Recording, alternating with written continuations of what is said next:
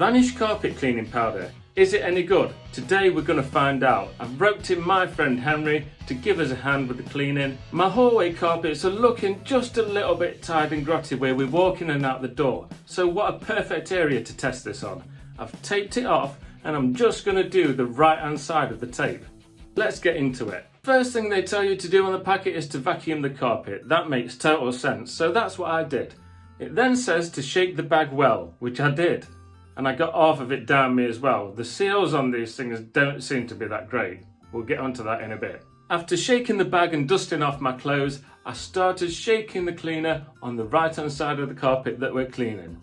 It then tells you to get a brush, so I did this, and I think this is more or less to spread the powder across and not so much about a scrubbing thing. But I did scrub a little bit anyway. And now the next part of the whole process was my favourite, and that was just to do nothing for 20 minutes. Just leave it, let it do its thing. During this time I noticed that the packet had told me to leave a window open while I was doing this. I don't really know why. I expected it to smell really nice, but if I'm honest, I couldn't really smell much at all. So I put my nose to it, gave it a good whiff, and I could smell something, but I wouldn't say it was overly pleasant or floral like I expected it to be.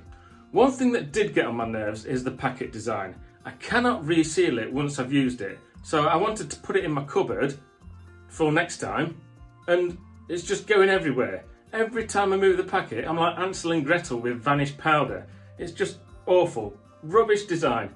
I don't know why they can't put it in a canister, a bit like shake and vac or something. You can just put the lid on, get it out of your cupboard whenever you like. Instead they've got this bag that's just absolutely appalling.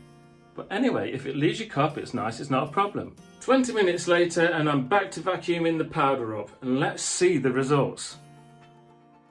I can't really tell that much difference. Took the tape off now, I'm going to show you it before. So that's before again, just to remind you. And then this is it after.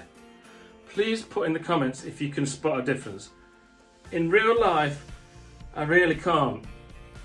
And it doesn't smell amazing like I expected it to. So I'm sorry, Vanish carpet powder, not something I really recommend. I hope you found this video helpful. Please subscribe to my channel for more vacuum cleaner videos. This next one is if your Henry is starting to smell.